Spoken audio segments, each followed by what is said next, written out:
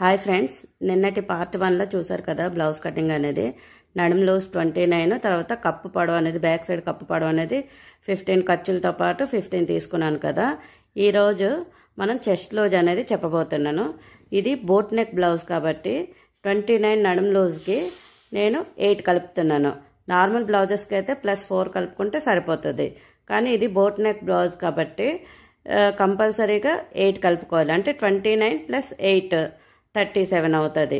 ఆ 37ని 4 భాగాలుగా చేస్తే 9:30 వస్తుంది. ఆ 9:30 తర్వాత +2 ఎక్స్ట్రా ఖర్చు కోసం తీసుకొని నిన్న పెట్టిన మార్కింగ్కి ఇవాళ పెట్టుకున్న మార్కింగ్కి ఆ విధంగా స్కేల్ సహాయంతో గీసుకోవాలి. గీసుకున్నాక ఇప్పుడు నెక్ షోల్డర్ కలిపి టోటల్గా 7 తీసుకుంటాం. ఇది 30 లోపల ఉంది కదా, అంటే నడుము లోజు 30 లోపల ఉంది, అంటే 29 ఉంది కాబట్టి 7 తీసుకోవాలి. అదే ఎక్కువ ఉందనుకోండి, లావుగా ఉండే వాళ్ళకి 7.5, 8 వరకు పెట్టుకోవచ్చు.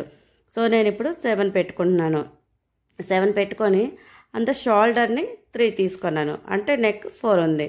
ఇప్పుడు నెక్ షోల్డర్ ఎంత ఉందో ఇప్పుడు చెస్ట్ లూజ్ కూడా అంతే తీసుకుంటాం, అంటే ఆర్మ్ లూజ్ అనేది 7 తీసుకుంటాం. 7 తీసుకొని ఆ విధంగా బాక్స్ పెట్టుకోవాలి.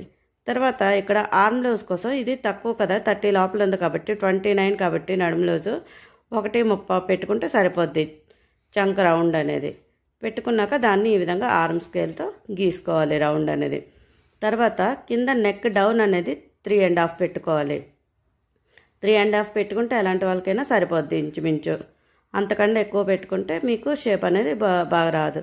సో తర్వాత ఇందులో కూడా ఈ 3.5 పెట్టుకున్నాను కదా, అందులో ఒక 1.5 పెట్టుకొని కర్వ్ స్కేల్తో ఈ విధంగా బోట్ షేప్ అనేది ఇచ్చుకోవాలి. ఇచ్చుకున్నాక ఇప్పుడు బ్లౌజ్ అనేది కటింగ్ చేసుకోవాలి మనం మార్కింగ్ పెట్టుకునే విధంగా. ఓకేనా ఫ్రెండ్స్?